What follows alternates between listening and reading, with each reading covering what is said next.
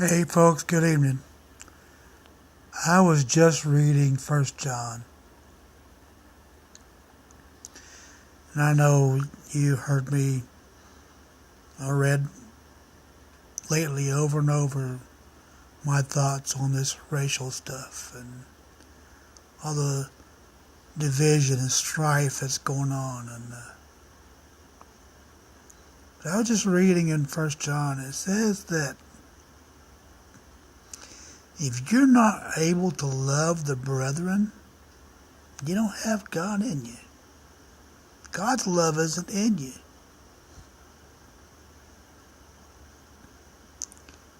There are those who are preaching strife and division from the pulpit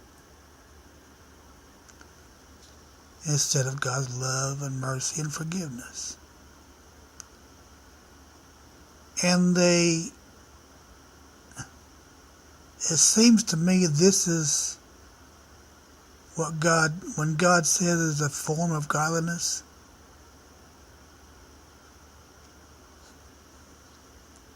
If you're preaching strife and division and unforgiveness, how can you call yourself a child of God? That doesn't mean you don't take up, that you don't teach your people, whoever your people are, about God, about His love, about His mercy, about His grace, and you encourage the people that you are called to. But it does mean that if you're keeping the strife and the anger stirred up, you're not teaching the gospel. You are not teaching the gospel of Jesus Christ. Division and strife are not of God. Strife is a major enemy of the church, of the children of Israel.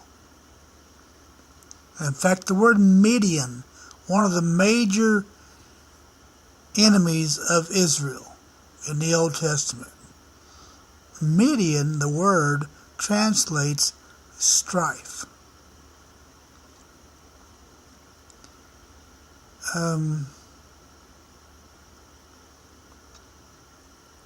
Translated into the New Testament, it's still one of our biggest enemies.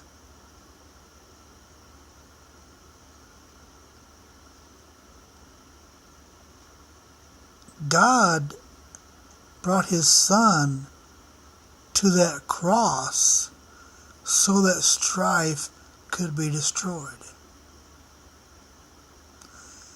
He brought His Son to that cross so slavery could be destroyed.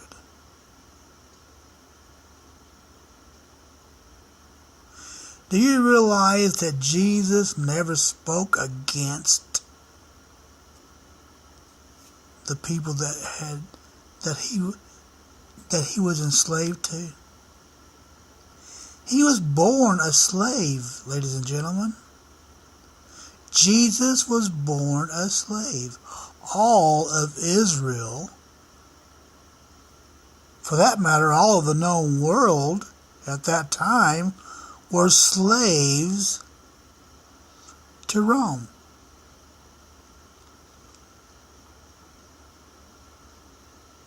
Now that slavery would be a type of bondage to sin.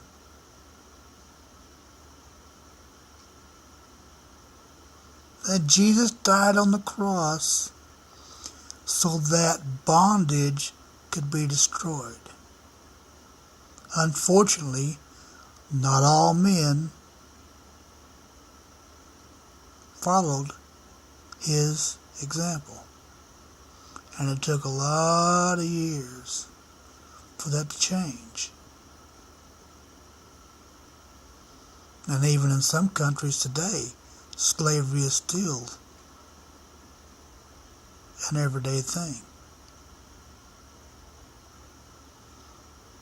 But that's because of sin, not because God said it's okay.